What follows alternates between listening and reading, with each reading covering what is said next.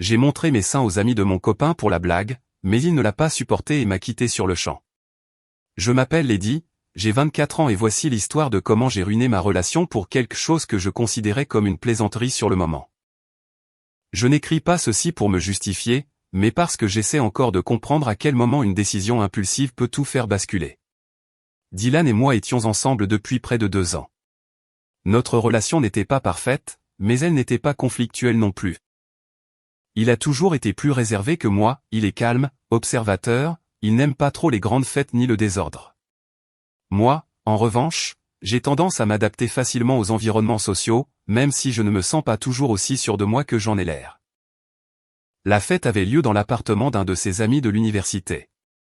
Ce n'était pas une réunion énorme, mais pas intime non plus, il y avait environ 12 personnes, hommes et femmes confondus. Certains étaient des amis proches de Dylan et d'autres des connaissances de connaissances. Je connaissais la plupart d'entre eux, mais je n'avais de réelle confiance en presque personne, ayant toujours eu l'impression que dans son groupe, je suis la copine d'eux, et non quelqu'un qui appartient vraiment au cercle. Ce soir-là, nous sommes arrivés vers 21h. Au début, tout était normal, musique, verre, conversations éparses. Dylan était détendu, il parlait avec ses amis de sujets que je ne comprenais pas tout à fait, tandis que je naviguais entre la cuisine et le salon pour essayer de m'intégrer. Je ne me sentais pas mal à l'aise, mais un peu déplacé. Quelqu'un a proposé de jouer à « Action ou vérité ». Je ne participe pas habituellement à ce genre de jeu, mais l'ambiance était déjà plus détendue et plusieurs personnes avaient pas mal bu. Dylan m'a regardé et m'a dit à voix basse que si je ne voulais pas jouer, je n'y étais pas obligé. Il m'a dit exactement « te sens pas obligé ». À ce moment-là, je l'ai interprété comme une simple suggestion, pas comme un avertissement. J'ai dit que je voulais jouer, mais que je préférais répondre seulement aux vérités, car je n'aime pas les défis physiques ni faire des choses ridicules devant des gens qui ne me sont pas proches. Je pensais être plus en sécurité ainsi. Dylan m'a redit que ce n'était pas nécessaire, que nous pouvions simplement regarder, mais j'ai insisté, je comprends maintenant qu'une partie de moi voulait prouver que je pouvais m'intégrer. Le jeu a commencé légèrement, avec des questions sur les relations passées, les goûts, des expériences embarrassantes, rien d'extraordinaire. La plupart répondaient en riant. J'ai ri aussi, j'ai répondu à 2 ou 3 choses simples et j'ai senti que, petit à petit, on me prenait davantage en compte. À mesure que la nuit avançait, l'alcool a commencé à faire son effet. Je n'étais pas complètement hors de contrôle, mais j'étais plus désinhibé que d'habitude, ressentant ce mélange de sécurité artificielle et de besoin de validation qui survient quand on boit plus que de raison. Lors d'un tour, une des filles, que je ne connaissais pas beaucoup et qui était l'amie d'un des garçons, a reçu un gage. Elle l'a accompli sans problème puis a choisi la personne suivante, elle m'a choisi. J'ai répété que je voulais seulement « vérité ». Elle a souri en disant que c'était d'accord, mais que je devais répondre sans trop réfléchir. Elle m'a posé une question sans importance, j'ai répondu et le jeu a continué. Quelques tours plus tard, la même fille m'a désigné à nouveau, mais cette fois, elle a changé les règles. Elle a dit que le jeu était trop ennuyeux avec tant de vérités sécurisantes et qu'ils avaient besoin de quelque chose de plus intéressant. Certains ont ri.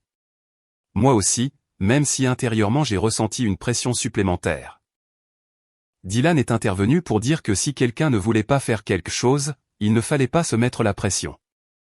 Il l'a dit d'un ton calme, mais ferme, il ne semblait pas fâché, juste sérieux. C'est alors qu'elle a dit quelque chose qui a été le point de rupture, « Voyons, Lady, si tu veux tellement jouer, fais quelque chose qui énerve ton copain, n'importe quoi, une phrase, un geste, un petit truc. Sinon, mieux vaut ne pas jouer. » Il y a eu un bref silence. Quelqu'un a lâché un rire nerveux. J'ai regardé Dylan, il ne souriait pas. Il m'a dit, « Tu n'as rien à faire. » Ce moment était clé. Si je m'étais arrêté là, rien ne serait arrivé. Mais au lieu de ressentir du soulagement, j'ai senti qu'on me voyait comme l'ennuyeuse, la petite copine protégée qui n'ose rien. J'ai senti que si je refusais, je confirmerais que je n'étais là que parce qu'il m'emmenait. J'ai pensé que je pouvais faire quelque chose de léger, quelque chose qui paraîtrait audacieux mais sans conséquences réelles. Le problème, c'est que l'alcool déforme le jugement, ce qui, sobre, ressemble à une ligne claire devient flou sous son effet. Je me souviens avoir dit quelque chose comme « Juste ça ? Je peux faire mieux ». Plusieurs personnes ont réagi avec attente. Dylan m'a regardé directement avec une expression que je n'ai pas su interpréter sur le moment, il n'avait pas l'air amusé. Je n'ai pas pensé à l'après. Je ne pensais qu'à l'impact immédiat, à provoquer une réaction, à prouver que je pouvais être spontané. Je me suis levé.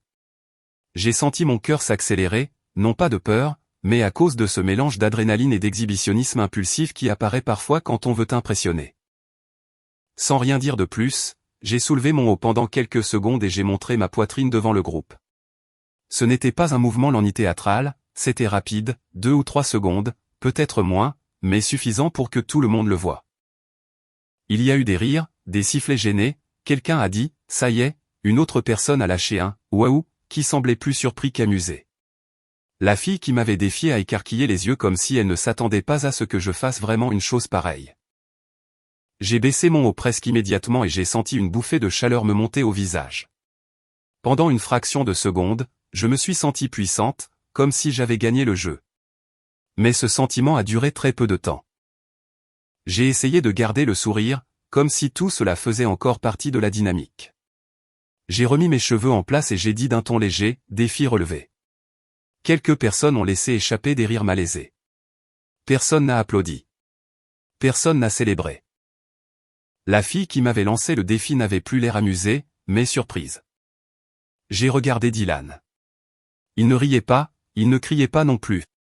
Il n'a fait aucun geste brusque, il était simplement assis le dos droit, les bras appuyés sur ses jambes, regardant vers le sol. J'ai senti un petit vide dans l'estomac. J'ai essayé de normaliser la situation. « Qu'est-ce qu'il y a ?» lui ai-je dit avec encore un demi-sourire, « tu t'es fâché ?» Il n'a pas répondu, il n'a même pas levé les yeux. Le silence a commencé à devenir lourd. Quelqu'un s'est raclé la gorge. La musique continuait de jouer, mais elle semblait maintenant trop forte pour la tension qui s'était créée. Je me suis approché un peu plus de lui. « Dylan, c'était une blague. On joue. » Rien. Il ne me regardait pas. Il avait la mâchoire tendue, ses mains étaient fermées, non pas avec violence, mais avec retenue. J'ai ressenti pour la première fois une véritable pointe de malaise. « Ça t'a vraiment énervé ?» ai-je insisté en baissant la voix. C'est alors qu'il a levé la tête, mais il ne m'a pas regardé dans les yeux. Son regard a parcouru mon visage comme s'il voyait quelque chose de désagréable. Il n'y avait pas de colère incontrôlée, pas de cri. Ce qu'il y avait était beaucoup plus froid. Et puis il a dit d'une voix basse, claire, sans hésitation, « Tu me dégoûtes. » La phrase est tombée dans la pièce comme un coup sec. Personne n'a parlé. Quelqu'un a lâché un « et », presque en chuchotant.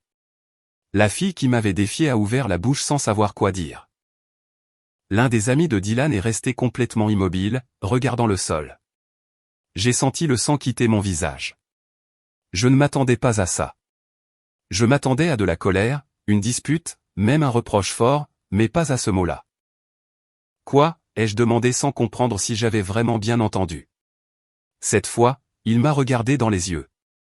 Il ne criait pas. Il n'était pas altéré. Son expression était dure, fermée, comme si quelque chose en lui s'était déconnecté. « Tu me dégoûtes ?» a-t-il répété. Après qu'il ait dit « Tu me dégoûtes », pour la deuxième fois, le silence fut absolu. Personne ne bougeait, personne n'intervenait. C'était comme si tous avaient décidé que ce n'était plus un jeu et que ce n'était pas quelque chose dans lequel ils voulaient s'impliquer.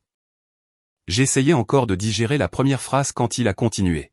« Tu voulais obtenir quoi ?» a-t-il demandé sans trop élever la voix, mais avec une attention évidente. « Que tout le monde t'applaudisse ? Que tout le monde se rende compte que tu es une salope exhibitionniste ?» J'ai eu l'impression que le sol se dérobait sous mes pieds. Ce n'était pas juste de la colère, c'était du mépris. J'ai voulu répondre quelque chose d'intelligent, quelque chose qui limiterait les dégâts, mais mon esprit était vide. Les regards des autres me traversaient. Certains faisaient semblant de regarder le sol, d'autres observaient avec gêne, mais personne ne disait rien. J'ai commencé à pleurer presque sans m'en rendre compte. C'était un défi, ai-je réussi à dire, à peine audible. La phrase a sonné enfantine même pour moi. Le défi, c'était de m'énerver, a-t-il répondu immédiatement, pas de montrer ta fin d'attention. Je déteste les femmes comme toi. Le mot « déteste » m'a semblé plus lourd que l'insulte précédente. Je secouais la tête sans savoir comment arrêter ça. Je ne suis pas comme ça, ai-je dit d'une voix brisée, je jouais juste. Il n'a pas répondu. Ce n'est pas jouer, ça. C'est avoir besoin que tout le monde te regarde. Les larmes n'étaient plus discrètes, mes mains tremblaient. Je ressentais un mélange de honte, de culpabilité et autre chose, une sensation croissante que tout cela prenait des proportions démesurées. Pardon, ai-je dit, vraiment, pardon. Il a lâché un rire court et sec. Pardon? Et ça me sert à quoi, a-t-il demandé. Ça efface les images? Est-ce que ça fait oublier à mes amis ce qu'ils ont vu? Personne n'intervenait. La fille qui m'avait défié était complètement silencieuse, fixant son verre comme si elle voulait disparaître. Mon Dieu, a-t-il continué, tu es une décérébrée. Ce mot m'a frappé différemment. Ce n'était pas à propos de ce que j'avais fait, mais sur ce qu'il croyait que j'étais. Ne me parle pas comme ça, ai-je réussi à dire, pleurant toujours, mais avec une étincelle minime de réaction. C'était un réflexe plus que du courage. Il m'a regardé avec incrédulité. Maintenant tu es indigné, a-t-il demandé. Tu as l'impression que je t'humilie? Je n'ai pas su quoi répondre. Tu t'es humiliée toute seule en faisant ça, a-t-il ajouté. Dieu, quel dégoût tu m'inspires. Je ne veux même pas te regarder. J'ai senti que tout se comprimait dans ma poitrine et c'est alors qu'il a dit la phrase qui a fini de tout briser, je me tire. Il s'est retourné et a marché vers la porte sans attendre de réponse. J'ai mis quelques secondes à réagir, puis je l'ai suivi. Dylan, attends, ai-je dit en trébuchant presque en sortant de l'appartement. Personne n'a essayé de nous retenir. Dans le couloir de l'immeuble, l'écho de nos pas était la seule chose qu'on entendait. Il marchait vite. Je le suivais en essayant de le rattraper. S'il te plaît, parlons, ai-je supplié. Ne pars pas comme ça. Il n'a pas répondu. Il a descendu les escaliers sans se retourner. Quand nous sommes arrivés au parking, l'air froid de la nuit m'a frappé le visage. Mes larmes ne s'arrêtaient pas, c'était une erreur, ai-je insisté. J'étais bourré. Je n'ai pas réfléchi. Exactement, m'a-t-il interrompu sans s'arrêter. Tu ne réfléchis pas. J'ai ouvert la bouche pour répondre, mais je n'ai pas trouvé les mots. Il est arrivé à sa voiture et a ouvert la porte conducteur. Je suis resté face à lui, lui bloquant partiellement le passage. Tu ne peux pas tout terminer pour ça, ai-je dit. Ça fait 2 ans. Il m'a regardé quelques secondes. Il ne semblait plus enragé, il semblait décidé. Je n'ai rien terminé, a-t-il dit. C'est toi qui l'as fait quand tu as décidé de t'exhiber devant tout le monde. Cette phrase m'a coupé le souffle. Ce n'était pas pour eux, ai-je essayé d'expliquer. C'était un jeu, n'utilise pas ce mot, a-t-il répondu froidement. N'essaie pas de déguiser la chose. J'ai essayé de m'approcher davantage. Je suis en train de te demander pardon. Il a ouvert la porte de la voiture sans rien dire de plus. J'ai contourné le véhicule pour essayer d'entrer côté passager, mais avant que je puisse le faire, j'ai entendu le bruit de quelque chose frappant l'asphalte. Mon sac est tombé au sol à quelques mètres de moi. J'ai mis une seconde à comprendre qu'il l'avait jeté par la fenêtre de la voiture. Voilà tes affaires, a-t-il dit de l'intérieur, sans me regarder directement. J'ai ressenti une humiliation différente de celle du salon.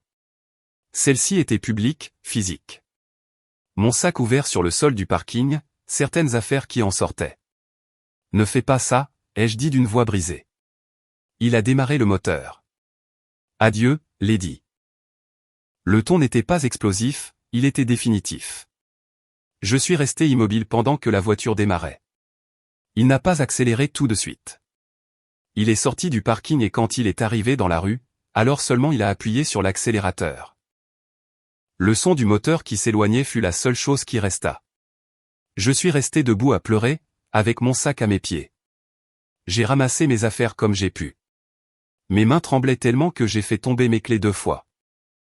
Je me sentais observé même s'il n'y avait personne d'autre dans le parking. Quand je me suis finalement assise sur le trottoir, j'ai compris qu'il ne s'agissait plus seulement de l'erreur que j'avais commise. Il s'agissait de quelque chose de plus profond, de la façon dont une action impulsive avait activé en lui un niveau de mépris dont j'ignorais l'existence. À ce moment-là, je ne pensais pas à savoir si j'avais été irresponsable. Je pensais seulement au fait que la personne qui disait m'aimer venait de dire que je le dégoûtais, et cela faisait plus mal que n'importe quelle autre chose. Je suis resté là à pleurer dans le parking tandis que la nuit continuait comme si de rien n'était. Les jours suivants ont été plus silencieux que je ne l'imaginais. Le matin après la fête, je me suis réveillé avec un mélange de honte et de déni. Une partie de moi attendait un message de sa part. Quelque chose de bref, il faut qu'on parle, ou même un autre reproche, n'importe quoi qui signifierait qu'il existait encore un pont. Rien n'est arrivé. Je lui ai écrit ce même jour dans l'après-midi, on peut parler?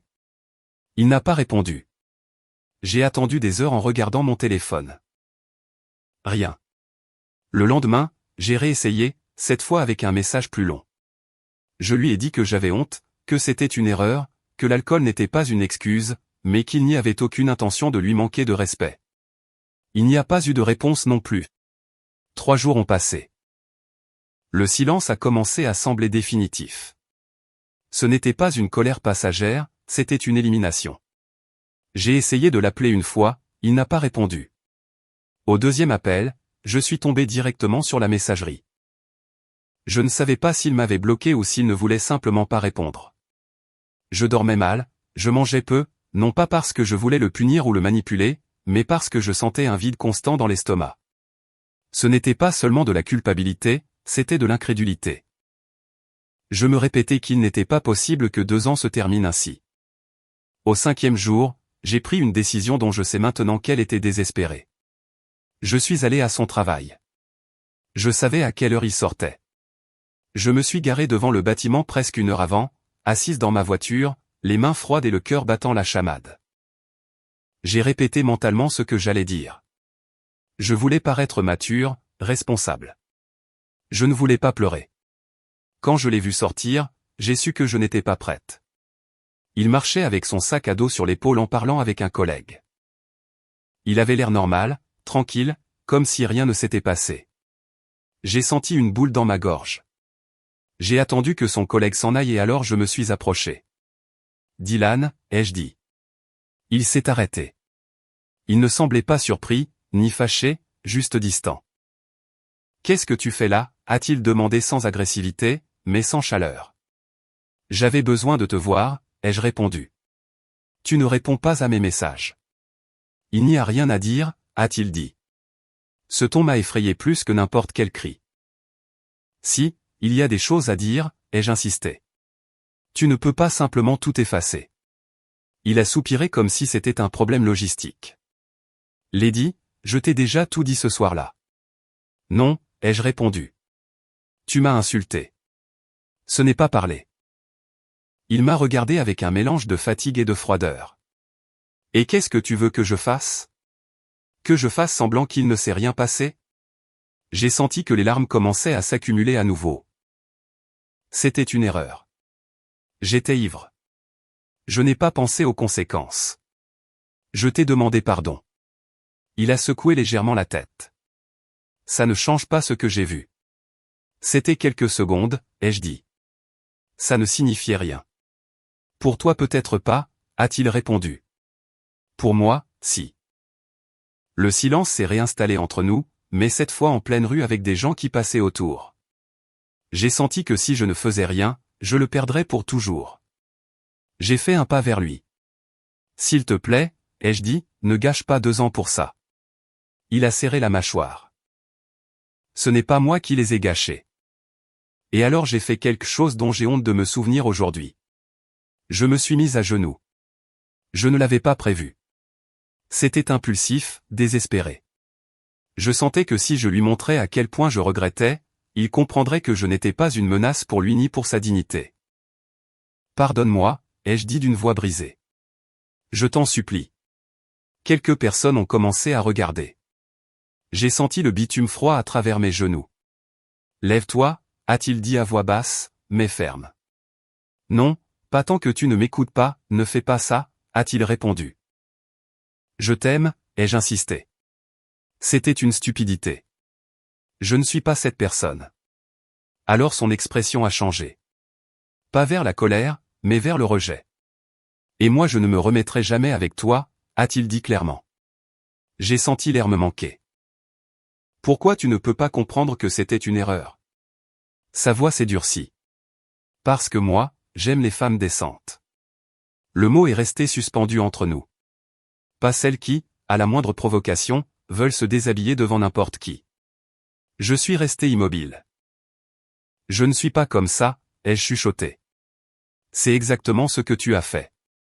J'ai essayé de chercher une autre explication. C'était la faute de cette fille, ai-je dit. Elle m'a incité.